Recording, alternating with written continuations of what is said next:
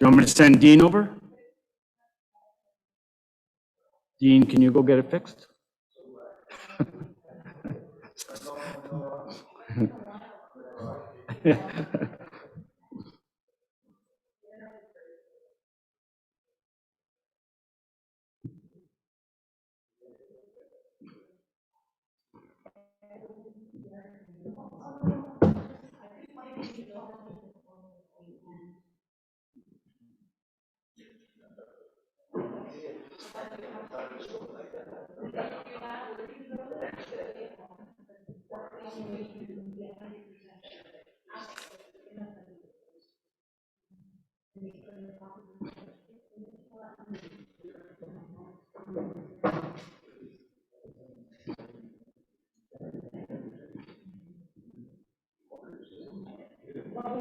Mortgage broker? We're ready?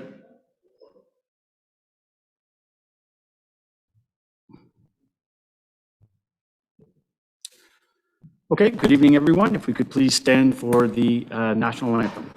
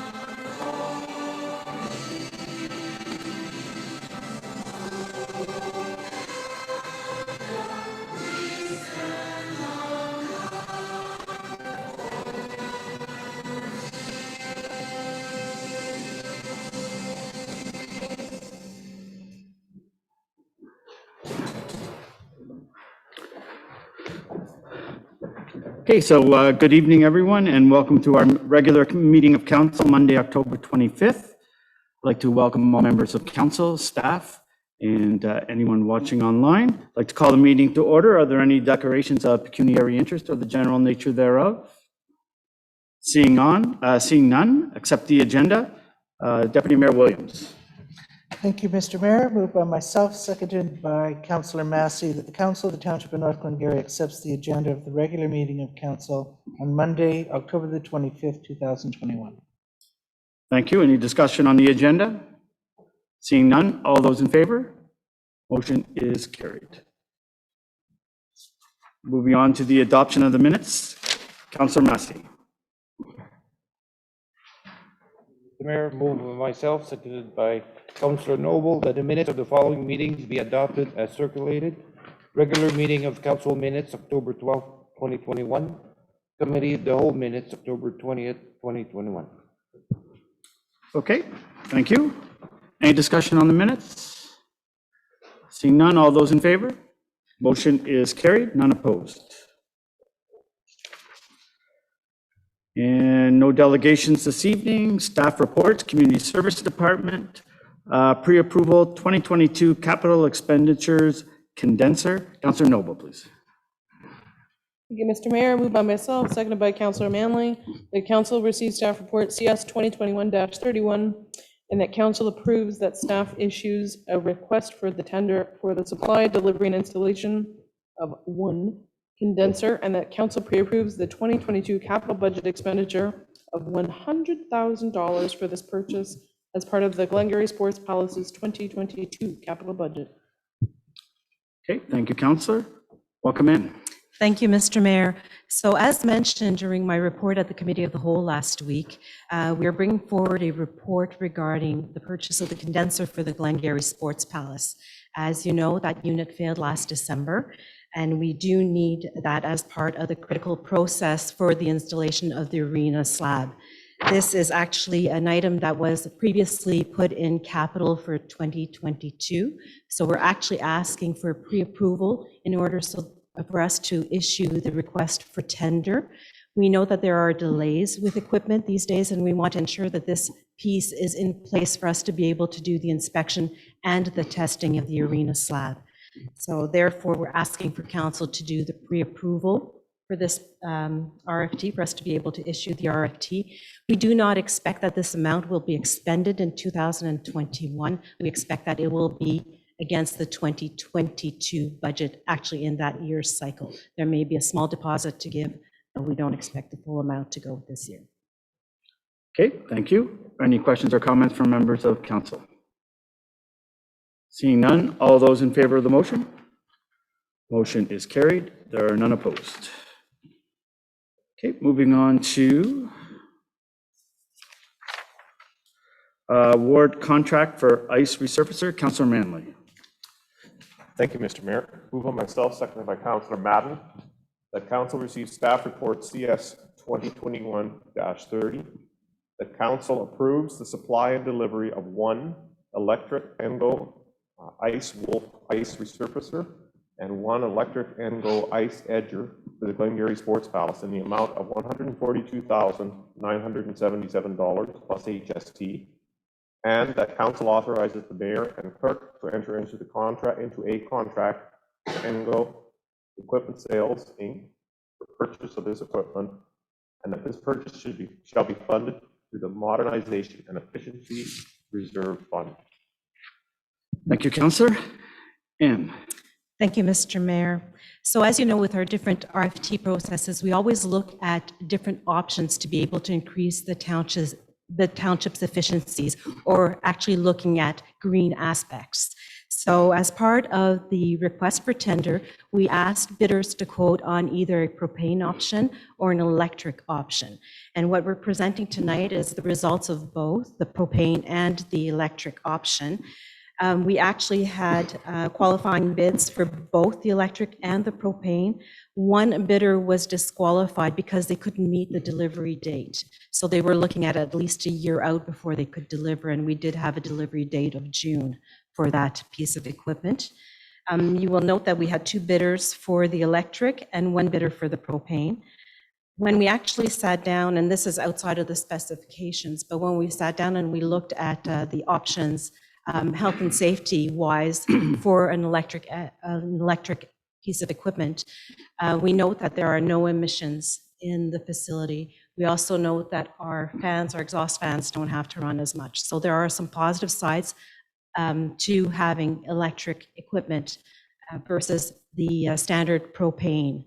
So what we are actually proposing right now is that we award the contract for the Engo equipment, and that it would come out of the Modernization and Efficiency Reserve. There's money set aside for that, and there are specific conditions that can be met for this piece of equipment. So instead of coming out of the capital for the Glengarry Sports Palace, as we had originally planned, it would come out of the Modernization and Efficiency Reserve. Thank you, Mr. Mayor. Okay, thank you for your report. Question, just do we know how much propane that we would save over as compared to using electricity? So we'd be looking, actually, when we do, I didn't bring the specifications for this, but I'm happy to share them with council because the specifications weren't part of the RFT, but we did do a life cycle analysis of the equipment, and the electric over a 16-year life cycle period would actually save us some money versus a traditional propane. And that's because there are offsets when it comes to employee time spent doing some of the maintenance on the equipment, and also different health and safety aspects of it, as mentioned. And also the traditional equipment like the exhaust fans wouldn't be running at all So instead of evacuating all of the warm air from the Glengarry Sports Palace, we're trying to warm up the stands. We exhaust it out every hour when we resurface the ice. So off the top of my head, I would tell you that it's about a net savings of $30,000 to $40,000. So even though this is a more expensive piece of equipment, it comes out to be a little bit cheaper in the long run. But for the propane, on average, we usually refill weekly, and that's between $35 to $40 for a propane tank. So there wouldn't be a significant change of electrical cost versus propane cost. It's more when it comes to human resources and some of the equipment. Okay, thank you. Deputy Mayor Williams. Thank you, Mr. Mayor. So you're saying that if we went propane, we wouldn't be able to use the modernization fund? No. Okay, well, I mean, there's two good reasons right there, so. Councillor Manley. And you know, on these electric machines, have they been on the market a long time? And are other municipalities going that direction? So yes, actually, we even had the opportunity to do quite a bit of research regarding the electrical versus the propane. And yes, there are several municipalities that have been using electric, and the tendency is to go towards electric. As I mentioned, there's a huge health and safety aspect to it. It's very beneficial for the township. And we see that all of the industries, and we could take cars as a matter of fact, are going towards green options today. And the battery life is much better than it used to be. The first generation equipment, they used to have a battery life of about 7 to 8 years. They're looking at about 10 to 12 now. And how is it recharged? It's electric, and the price includes the charger, The charger stick, okay. the installation and the charger. Okay, Councillor Madden. Thank you, Mr. Mayor. Excuse me. And I saw some information last week that you shared with me. If you would, and if you have it at hand, I'd encourage you to share with everybody the additional health and safety aspects which go to the blade change and the life Sure. of the blades.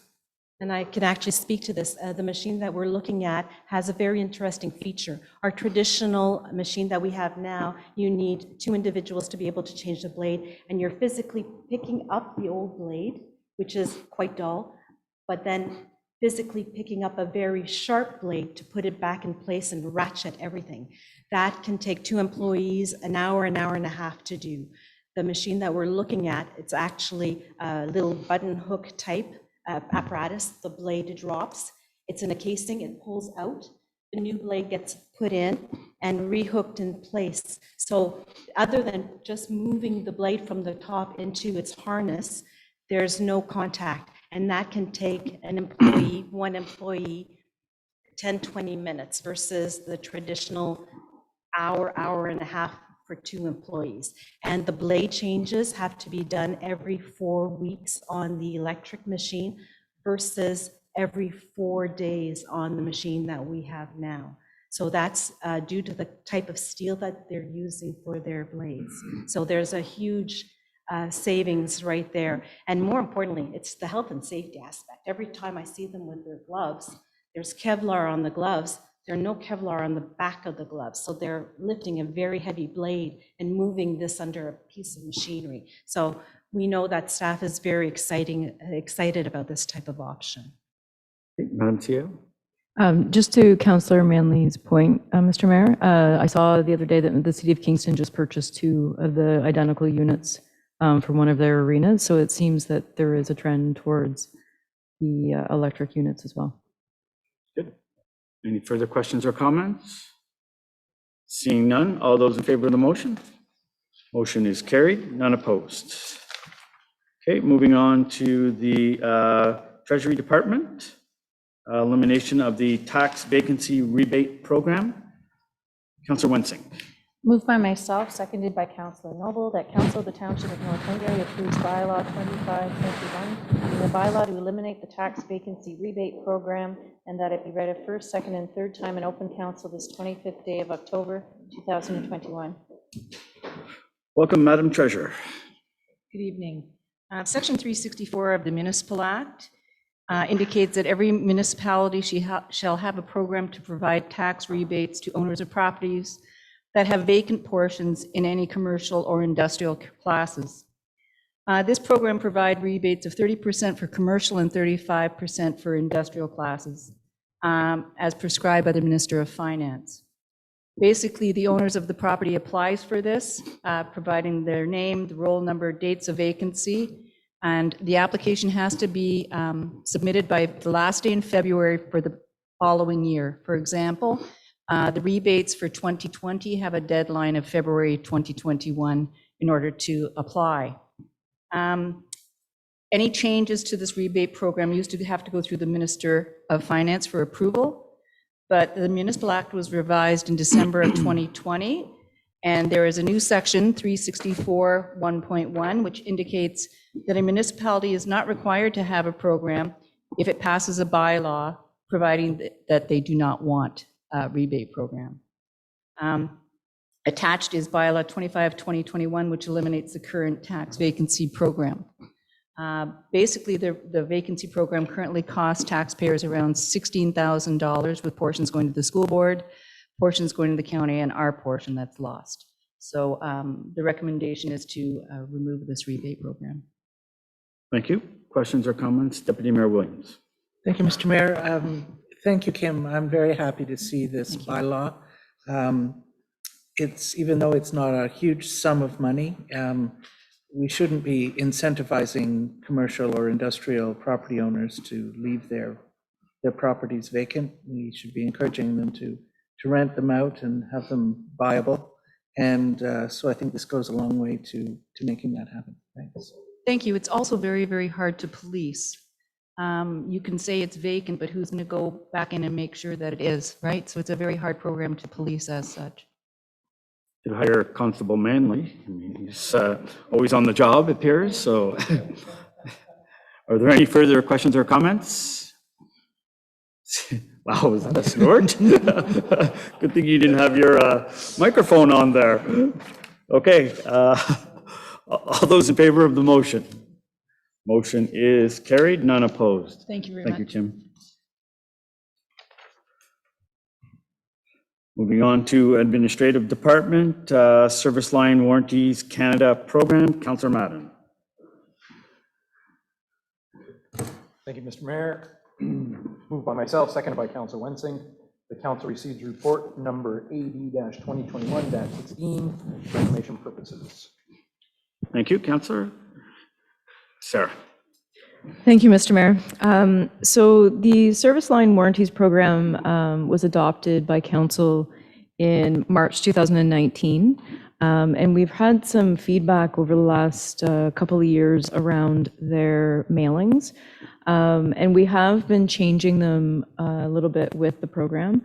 And in my report, you'll note that we did meet, I met with the two main principles of service line warranties last week to discuss the mailings. In my package, they've included a new sample.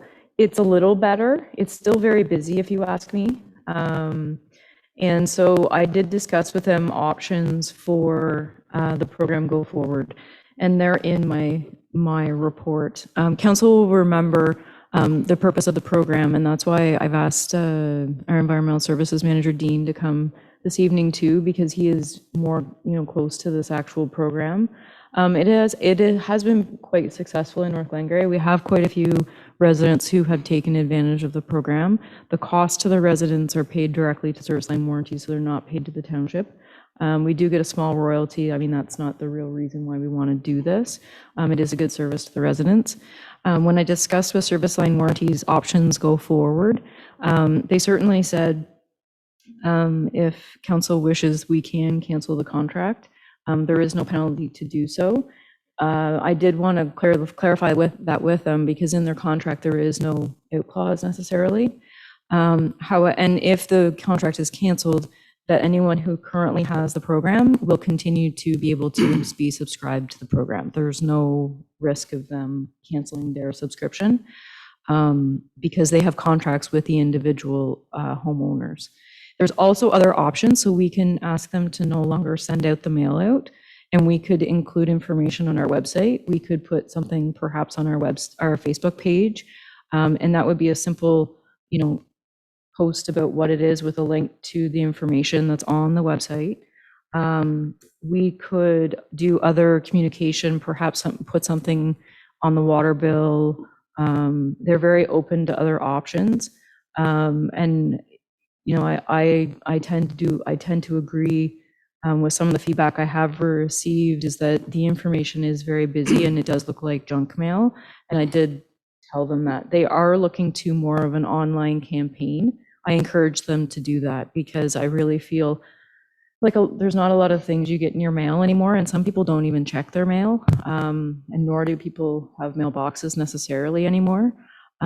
So my recommendation this evening is the report is for information purposes only. We can certainly discuss what we like to do go forward, because I think, in my opinion, it might be good to continue with the program being offered. The contract expires in March 2022, so we only have 6 more months. Maybe we change the communication strategy for the last 6 months and see how it goes. And then perhaps we have them come and do more information to council in the new year to see if we want to continue with the program or not. Then again, if council wants to go ahead and cancel it, we can certainly do that also. Okay, thank you, Sarah. I'd just like to say before the Deputy Mayor jumps all over it, I would just like to say I do agree that something needs to be changed in the advertisement. It makes it look like it's us that's offering it many times. It says it right at the top, but please do not underscore the importance of this program. And I have 2 examples just in the last week. One is my mother, and we are having to dig up her house at a cost of $9,500 to get that done, when we could have had a $60 a year policy that would take care of that, no questions asked. Today, just at a house that I have for sale, they quoted $10,100 because they need to come under a big concrete front step. That would have all been covered had they had $5. So I fully understand that the advertisement is probably not that good, but seriously, look, we have 151 people enrolled in this program, and that's huge for the future. So, you know, I wish Cornwall would jump on that, because almost every one of their older homes has no corrode piping. So it's a big issue in these older towns, and it's going to continue to be a big issue. So I'm hoping that council doesn't see fit to cancel the program completely, but just to readjust. Deputy Mayor Woodens. Thank you, Mr. Mayor. I don't disagree with you on the value of the program itself and what it's achieving in terms of protection for the property owners. The problem is the direct mail out. That's what the problem is. And we've had 2 direct mail outs over the last couple of years with this program. And each time my phone rang off the hook, and I also received emails. And the residents, and this same thing happened in Ottawa, City of Ottawa. And it's not that the program isn't a good one, it's the way it's being communicated that is very poor. The residents think it's a scam. I mean, it's written much like other scams are put across to individuals. And so I can completely understand why they would be confused and worried. And so they're reaching out to find out, you know, is this legitimate? And I think if we can find a way to continue this service without it being a direct mail out, number one, and finding a way to communicate this to our residents, saying that we're just trying to do a service to our residents by making sure that they're well covered, that's appropriate. But the way it's designed has got to go. Councilor Mann. I agree with Deputy Mayor. That I thought what I was getting calls about was the fact that the letter had North Glengarry's logo at the top of the letter, and they were assuming then that this was a North Glengarry mail out or whatever. And so that in my mind has to be changed, absolutely. It might not be a bad idea if we decide to go ahead with this and change things up, that we do some sort of public service announcement through, could be social media or whatever, or even in the paper, that this is an opportunity for residents if they wish to have it. We're not requiring it, and that they should also check their homeowner's policy, see if their homeowner's policy will cover this. So. Good points, Councilor. Councillor Madden, then Councillor Massey. Thank you, Mr. Mayor. Just to further a little bit more on what Councillor Manley said, I can almost guarantee there's not a homeowner's policy out there that'll cover this, just based on my experience. Yeah, yeah. One of the other points in this, in the information we were given, which is, I think, a beneficial aspect to this, is that in SDNG, the municipalities that do participate in this, there's $10,000 set aside for people who might not be able to afford this repair. They do not have to have the policy. So there's $10,000 there for people that can be tapped into, and it's basically, it indicates here that we'd be the ones that would contact them and say, look, we have somebody who can't afford this. Can you put some money towards this from this fund that you've set aside? It's obviously not the be all and end all. I'm all for a communications change, and I think we would be doing a significant public service to make sure that people understand that from the house to the road is their responsibility. And I know there's been a number of people who've been caught off guard by it. And it is a significant expense. And this, if people don't feel that they are making themselves insurance poor, which is a thing, you know, they need to assess whether this is something for them that works. But this is a valuable program for a number of people, and we do have old infrastructure, and there are a ton of no corrode pipes in this town as well. I know. Thank you. Thank you. Councillor Massey. It's just that since Dean is here, have you had any feedback from this company? Yeah.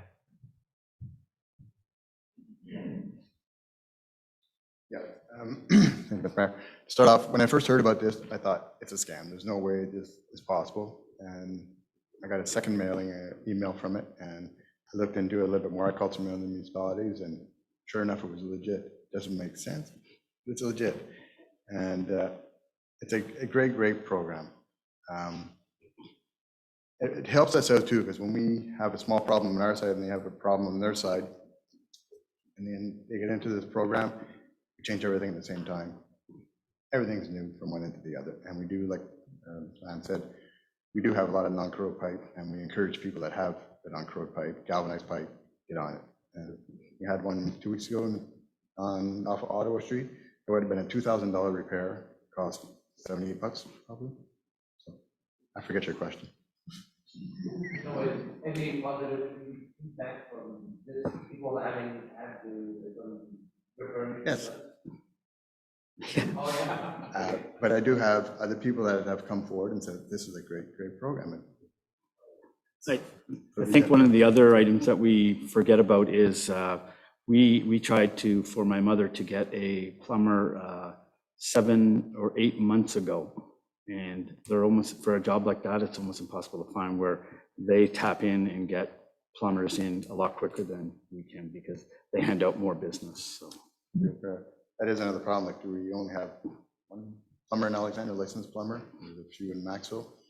There is a shortage of plumbers in the area, so I just wanted to keep it local, but we are having to bring in outside contractors to work that. they're just very busy, very busy. Yeah. Councillor Manley, you had a follow-up?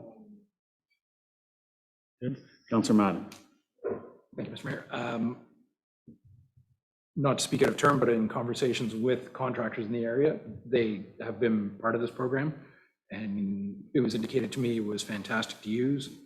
They were compensated quickly and easily, and everything was done. The homeowner really had no issues, no problems. Contractors took care of it, and he, in communication to me, said it was amazingly easy to do. So, again, kind of makes sense. Yeah. Go ahead, Councillor Manley. Just had a thought about rural residents who aren't on municipal water. Because I know that was part of the problem, I think, is those mailouts went to everybody, rural residents as well. And I know there's a fraction in there, or a small portion in there that could be covered, like the line from from your house to your septic tank. But for most people, that's like 4 feet long, depending on where you are, right? And then you could also have interior, I guess, can you, with them? Yeah. Yeah, I believe you can. Yes, it does cover the interior plumbing, the drainage, the water lines. If you have galvanized pipe, you can place everything in the house. It's a great program. Okay. Right. I don't know. Okay. Perfect. Any, Councillor Noble? So then, yeah, to follow up, then it would be worthwhile for someone out in the country as well, if you have your own well and you have your own septic. Yeah, okay, because it covers, it doesn't have to be just municipal. Like- Pretty good, sir. No, any residential in the country, could be way out nowhere, they'll cover it. Okay, because I was gonna say, well, then just add it to the water bills, but if it's everybody, then, yeah, then I would say, yeah, either a big splashy campaign for one episode or two of this Glengarry News and just tell people, no, it's a thing. Through this, Mayor, Yeah, go what I ahead. was hoping to do with the old Terra was have want to dig when we're digging and just interview the homeowner and explain to them, tell us what's going on, and have them explain, yeah, signed up for the program, whatever it costs them per year, and what it cost them if they hadn't have the insurance. I'd still hope to be able to do that soon. Good. Any further questions or comments? So it sounds like we'll just have a little bit of change in how we promote it to the public, and, you know, again, maybe it's, yeah, so you'll bring something back to us telling us how we're about to go about it. Okay. Thank you. And so we still do have a motion. All those in favor of the motion? Motion is carried, none opposed. Thank you. Thanks, Dean. Consent agenda, Councillor Wensing. Moved by myself, seconded by Deputy Mayor Williams, that the Council of the Township of North Glengarry receives the items from the consent agenda for information purposes only. Okay. Thank you. Any questions on the consent agenda? Seeing none, all those in favor of the motion? Motion is carried. All right. No new business. Notice of motion. Next regular public meeting is Monday, November 8th at 7 p.m. And no question period since there is no one here. And closed session. So we do have closed session about identifiable individual and a pending acquisition or disposition of land, and to adopt the minutes of the Municipal Council closed session meeting of October 12th, 2021. So we will take a 5-minute break before we go in camera. So once again, thank you to all the staff and council for joining us, and anyone who's been watching at home. A little bit of a short evening, so you can start watching your favorite show on TV. So have a great night. Thank you.